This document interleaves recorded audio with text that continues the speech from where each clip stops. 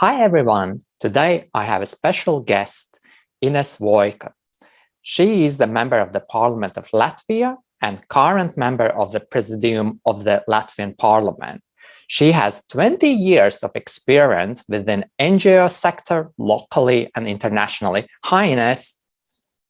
Hello everyone! So let's begin. So the World NGO Day wanted to know what were your reasons to get involved in the NGO sector? What's your personal experience within NGO sector? Maybe you can elaborate a bit. Yes, I can. But at the time when I founded my first NGO, I think we did not think of the NGOs as a structure, but we were thinking about things, what to do. And that was more than 20 years ago. Wow. It was in the early 90s when Latvia had just reestablished its independence from the Soviet Union, and we started to build our free and democratic society. So I was a student then, and of course, the world was open. We really wanted to do things, and we thought that we need to participate in building our society. And one of the forms available was the NGO. Once we decided to do the event, and here I'm speaking about one of the two NGOs that I established a few decades ago that are still strong and going in Latvia. So when we decided to do that in the mid 90s, we just wanted to do an event in Latvia. How to do it? We need to open a bank account. To open a bank account, you need an organization. Okay, and the event was about United Europe. Latvia becoming part of European world, and the youth club, the House, is still one of the, if not the biggest NGO in Latvia, youth NGOs, and still playing strong. So this is, I think, I was really on the path of achieving something, and NGOs seemed the way how to start something you really want yourself, and to do it much quicker than if going through the government institutions. Later, I established the first watchdog NGO in Latvia, which went together with other organizations around the world, Transparency International, so that unites people who mobilize society and governments to fight corruption. And that was also, we want to do that, and we want to push the government to do something. I had, for many years, ever thought that I want to be the one taking the decisions in the parliament and cooperating from the NGOs from that perspective. I always thought that NGOs is the most cool thing to do. That's awesome. So personally, it's a pleasure for me to hear your story, because I think it's amazing what you did, and what you created during the times when there wasn't really out so much information how to establish NGOs, what is NGOs, and especially what's NGOs for Latvia, like in terms of type of structure, and also, experience, like how to run the NGO. So I think it's a very important message what you shared.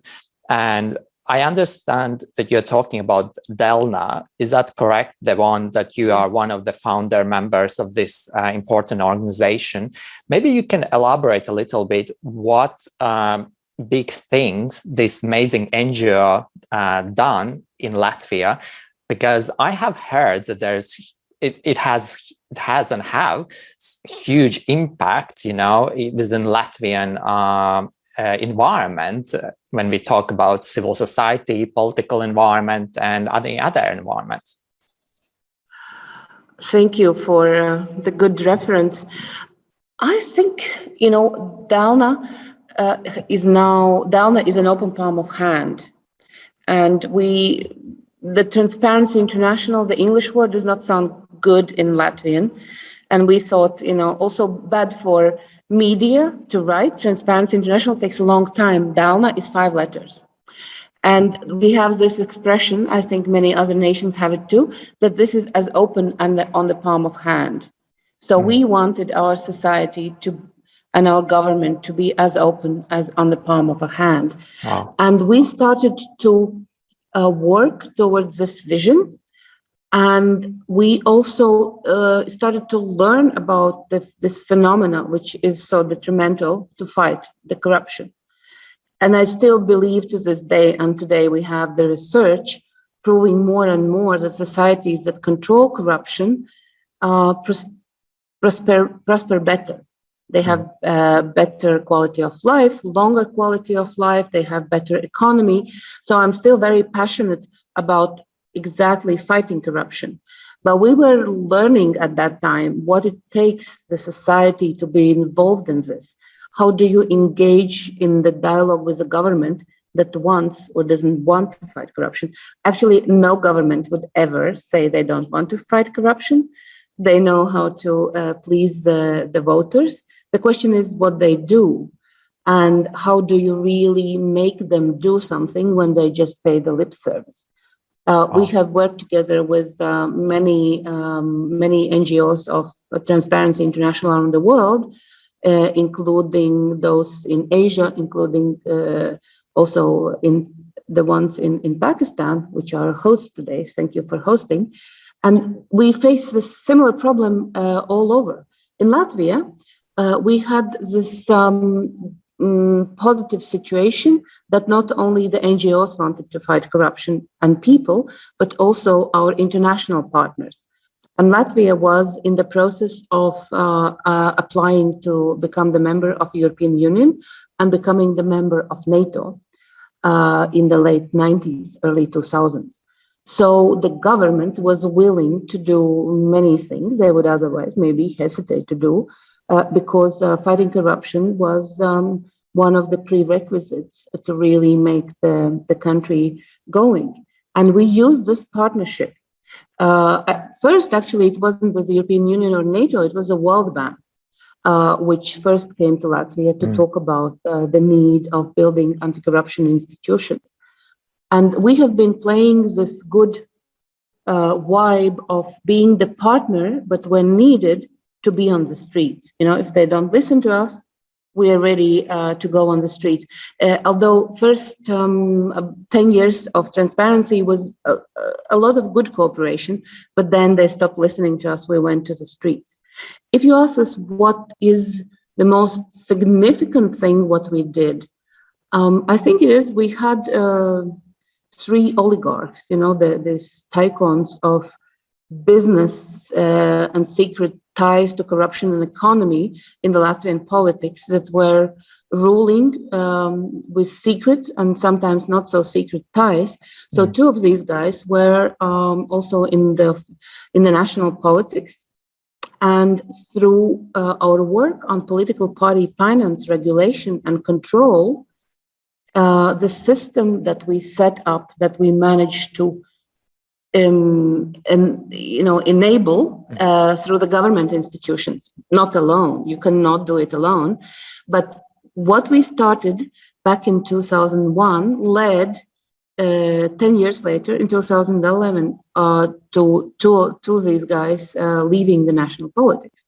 So basically, what we did is we ousted the corrupt guys or the oligarchs from the politics. That's the issue of corruption in politics at that moment was far from over, but that is an important way to show how institutions and laws, through the engagement of the people, can really make the difference.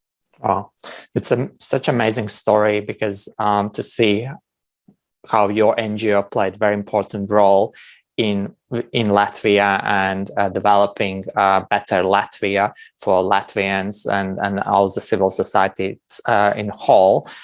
Well, the next question is, I would like to move that this month, across the globe, we are celebrating World NGO Day. And I was wondering, why do you think it's important to celebrate this NGO Day? I'm so happy to be part of celebrating the International NGO Day. It is so important for us to work nationally, work locally, and work nationally, but it's so important for us to connect internationally. This is where we learn from each other, we draw strengths from each other. We actually sometimes see, oh my God, they have it much worse. The situation is much worse elsewhere than in our country. So we can help, but we can also draw some optimism and endurance. It is not an easy task. The NGO Day helps us to see that, the only working together, the human beings can achieve something. An NGO is this voluntary, free will composition of society where we can come together and do something we believe in. And that's why I think the NGOs do powerful things, start powerful things in the world, because there is the energy and we know why we do it. Right. Yeah, I agree with you that it's so important that we feel that community, and especially those that work behind NGOs within NGO sector feel that support, that there is this like international marking day that, people recognize, people talk about them. It's not just NGOs work every day, but that day, especially that day, kind of highlights the importance of NGO sector. And I think that's very important, like you said, that, you also can learn a lot of things, that you haven't heard before, so that like there is like countries or NGO sectors that's struggling because of lack of systems or like laws within those countries. And that's why I would like to move to the next question. So we all have heard different stories about the different problems concerning human rights, NGO rights, and freedoms outside of the EU, European Union, and inside. I was wondering, why do you think we still have these issues and challenges that with human rights and other rights and NGO rights, and any type of freedoms in various parts of world and also in European Union? Thank you for the question. I think what grabbed me was the word "still." Only young people ask this question. Why do we still have it? When we started Transparency International, I became the president in Latvia for this NGO when I was 28, which was not a very young age, because everyone was, president of something in the country that was building up in the 90s. But so still, when you're 20, you think, okay, for 5 years, I will do this, then we'll deal with corruption issue, and then we'll do something else. Now it's 25 years later, and of course, we still do have corruption issues. It's different. The society has evolved. We still have to go for it. Of course, there is this question, like we saw at the rally when after the President Trump inauguration in the US 5 years ago, when there was the pink rally of women, and there was the women in their 70s went out to the rally, and they were protesting as young students back in '68, and they had this poster. Why do I still have to protest against this? They would use the word shit, the problem. And this is what it is. It is the society is in the process of evolvement. And of course, the human rights, we have gone a long way. The Human Rights Declaration was adopted more than 50 years ago.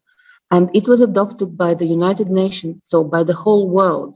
So today we have a common language, we have a common understanding what these human rights violations are. So remember, before that, there was no the common understanding. So, and then I think we come to the issue of, how we organize our societies.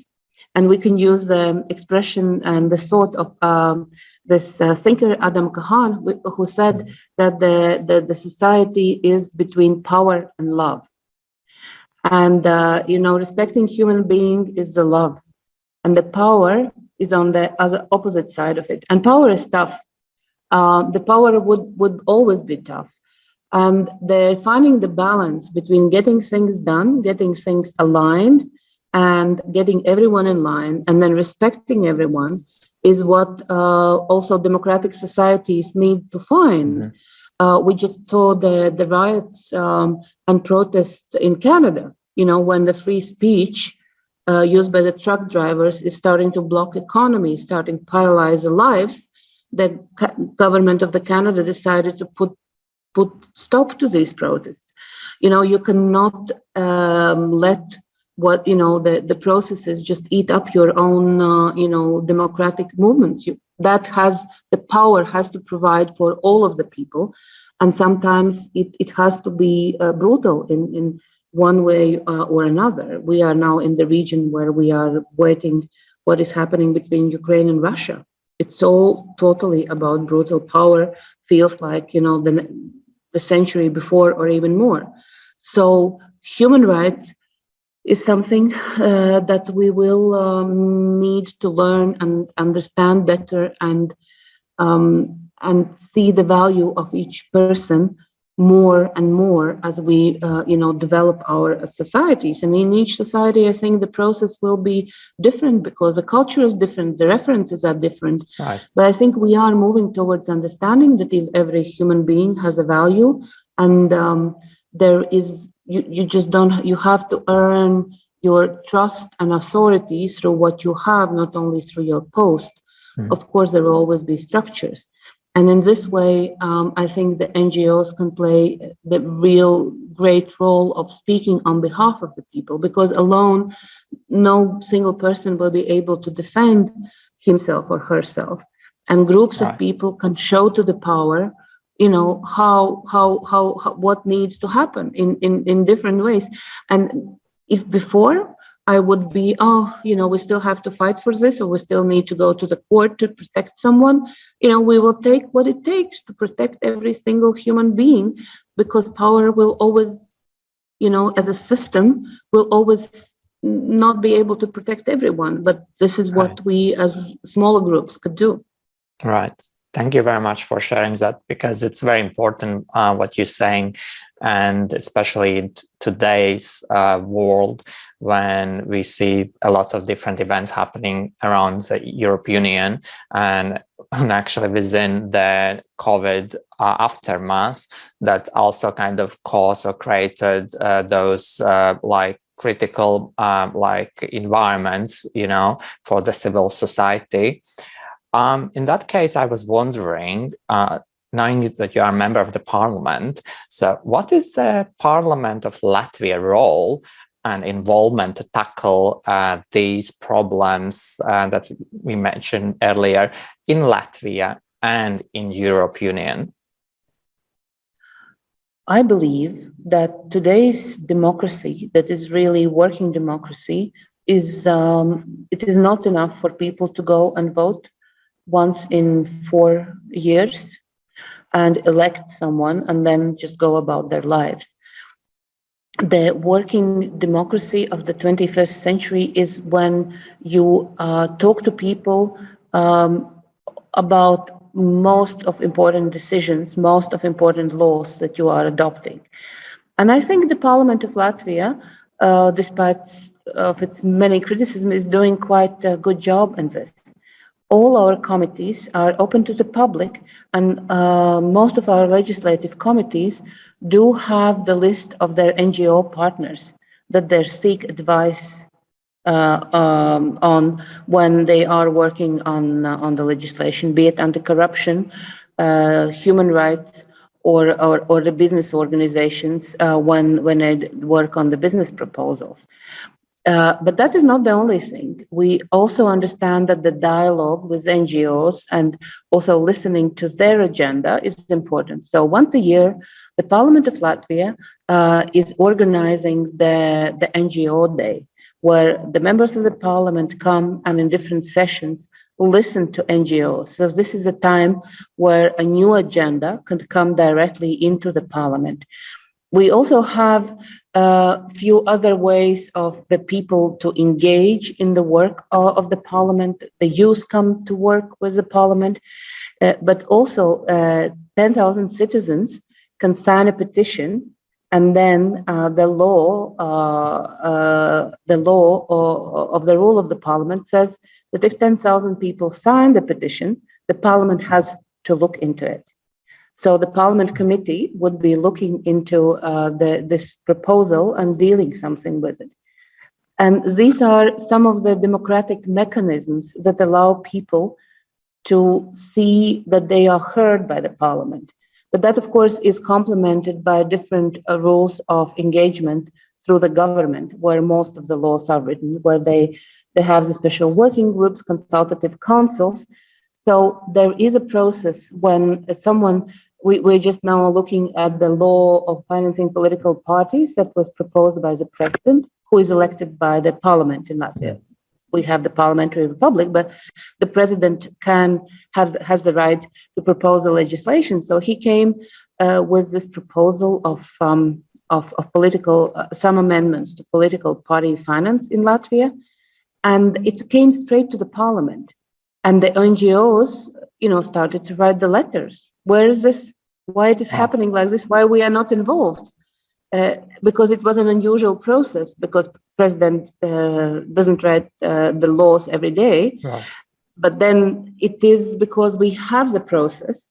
We NGOs know that if there is something happening, especially within the government, the public knows there will be these 2 weeks of consultation period, so they know that they can come in. So the parliament and the government needs to create the dialogue and also the legal space. It's one thing to say, we listen, we talk, but if you are taking decisions in your own way of legal process, we in Latvia have set the space, the legal space for the NGOs to come in. And that is something I hope the other governments around the world and the parliaments can do too. That's very good. It's very nice to hear that, because it just shows that how important it is to involve NGOs within the process of developing new laws and new policies for the country. And it also shows that like how Latvia works, in that case, how they develop this sustainability within the country. That's why I was wondering, actually, I want to ask you, what do you think the future of NGOs and civil society in Latvia could look like in, let's say, next 5 or 10 years? So what do you feel? I do hope the future is bright. It is very much depending also on the willingness and quality of the engagement, because if the government asks you, come and work with us, you also, it's another thing than to just stand in the street. It's easy to say what you are against, but then we want NGOs that can work with the government and know what they are for, what they stand for. And for that, you need resources and you need this legal space. You need the politicians and the government officials that trust the NGOs. And we used to have the international organizations funding our NGOs, but now more and more we understand that we need to pay for our democracy ourselves, and we are increasing the NGO fund. That it is run independently and it's not distributed, but we don't want to create the pet dogs of, you get the money from us, so you don't say other words. Yeah. But we have to fund our own democracy, and I actually think that the NGOs is a good ground for preparing people, especially young people, for work in the formal politics, to become a politician, because in the NGOs, you know how you understand the issues of, what different groups are fighting for, you help them to fight. And this is where you first get in touch with some of the officials and start to see, how to work towards something better. Right. Wow. So that's amazing. And in that case, I heard that the Parliament of Latvia will mark its 100th of anniversary this year. That's amazing. It's 100 years. Wow. That's a long history. And marking this 100th anniversary, what are your wishes for the NGO sector in Latvia and also outside of Latvia internationally? Oh, thank you for the question, and thank you for congratulations. I'm actually sitting in one of the halls of the parliament at the moment, the Red Hall, where we hold some of our meetings. And you would not see, but I have a badge symbolizing these 100 years of the parliament, and the symbol of that is a flower on the bush of oh my God, what is I know the name? It is Cerini. It is blossoming in the spring in Latvia, which is in May, and it has a wonderful smell. And all the houses around Latvia do have them in different colors. And one of the places where these flower bushes are grown in Latvia gave a special new breed for the parliament to celebrate this 100 years. And we are waiting May to see how it will work. And I think this is what I want to say, is this will symbolize what I want to wish the parliament and the NGOs. I want us to be innovative, to work for it, and to also, make the plant something that can make the difference and can grow and spread and make, joy and a better world for everyone else, like this very smelly flower bush. So in that case, I want to say, first of all, congrats. And it's amazing. It's 100 years. And you get that reference of the specific plant that is like a plant-based tree. In English, we call lilac. Or it's a very specific word, not very popular. We know we use words jasmine or, like any other, like orchids, But lilac, or if I correctly pronounce that word.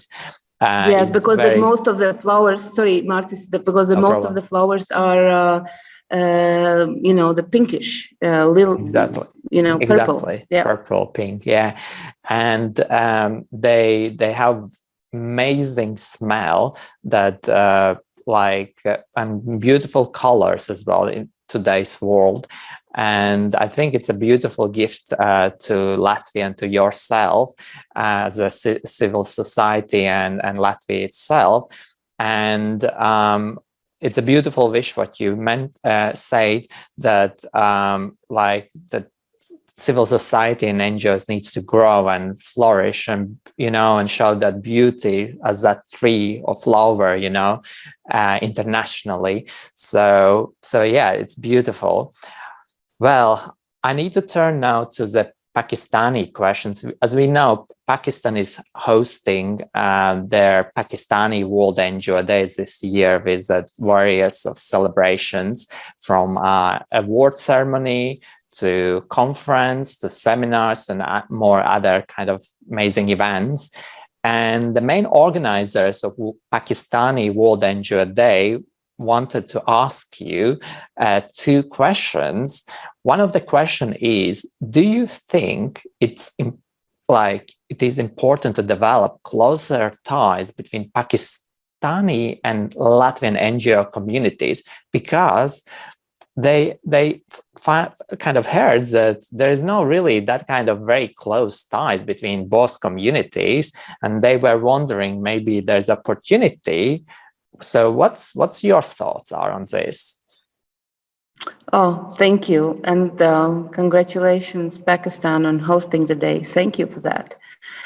You know, when I have been in Pakistan back in the 90s, and when we could not cross from the border with India near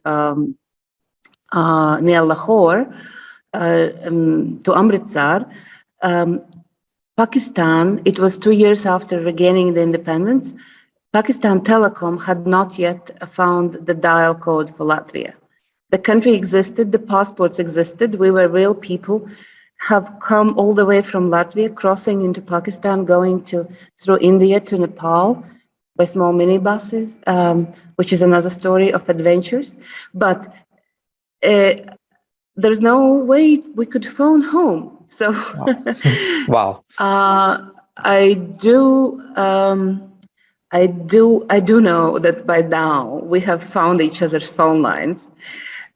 We have also found each other's diplomatic relationships.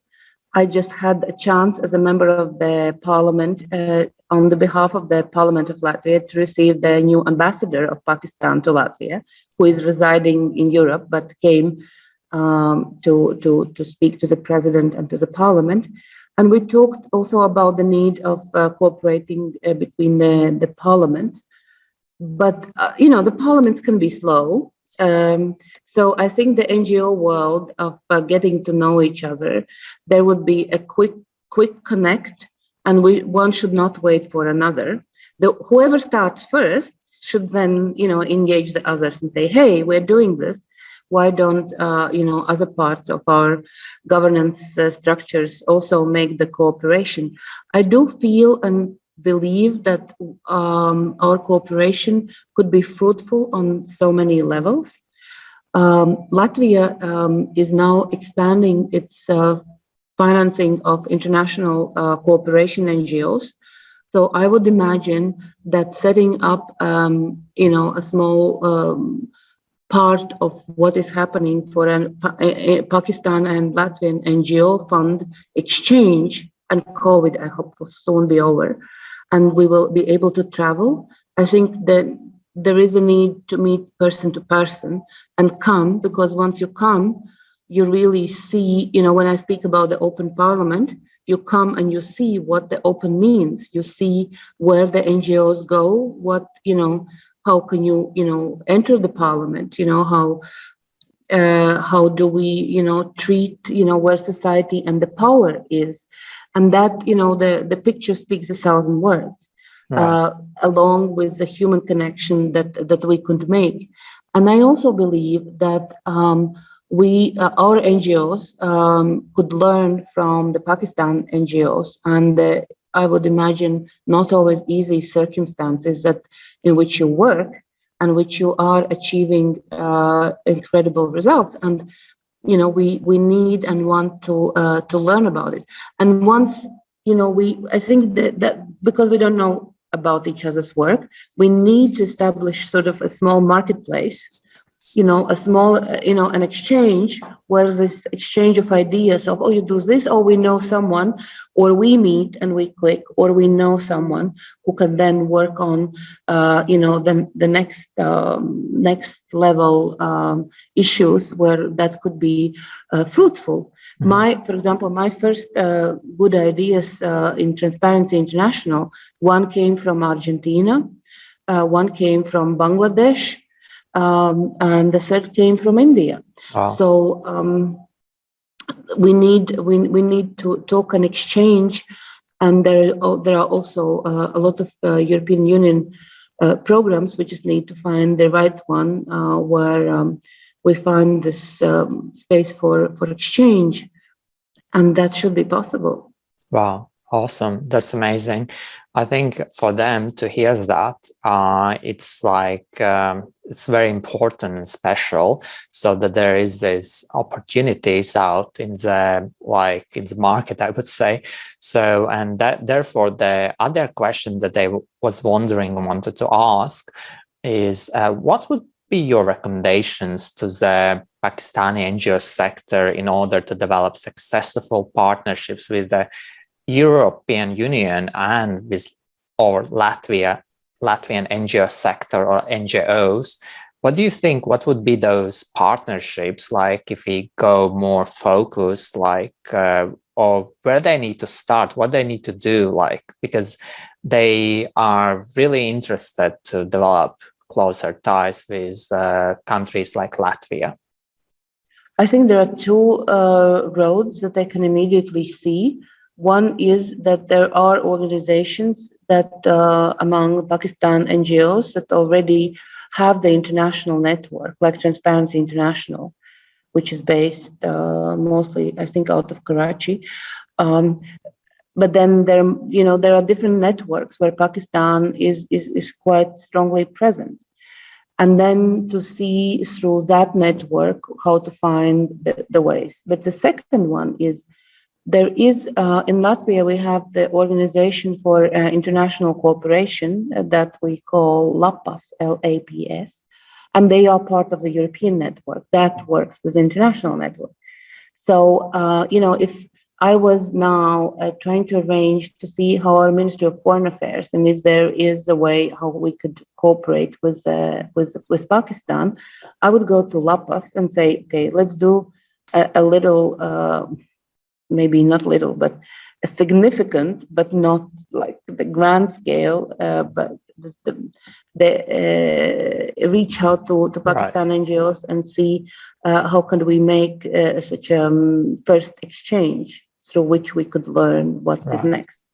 That's awesome. I think there's so much plenty opportunities, and maybe using World NGO Day or any other events, could come together and brainstorm and come up with amazing tools and ideas that, like you mentioned, the one and the others. So I think there's so much tremendous opportunities that are still undiscovered, and for those that work in civil society NGO sector, there is that hope for sustainable development within their communities. So I wanted to say a huge thank you for taking time and talk to me and share your experience within the NGO sector, and also some bits of how Latvian Parliament is, contributing to the civil society. And yeah, that's amazing. Like, your recommendations are for the Pakistani NGO sector, that I believe there's gonna happen in the future, and something amazing gonna happen. Then maybe probably in a few years we're gonna host event maybe in Pakistan or in Latvia, invite all the NGOs that have been part of that, and see their achievements, what is that, what's happened. So yeah, thank you so much. I'm very glad that you took your time and spoke to us, and I would wish you success and happy 100th anniversary of the Latvian Parliament, and many more years ahead with success and prosperity for this beautiful country we call Latvia, and also for you, Pakistan. There's so much opportunities out there, and you just take that chance and develop that. Thank you very much, and good NGO Day and good work ahead. Awesome. You can do it. Awesome. Thank you very much. Bye.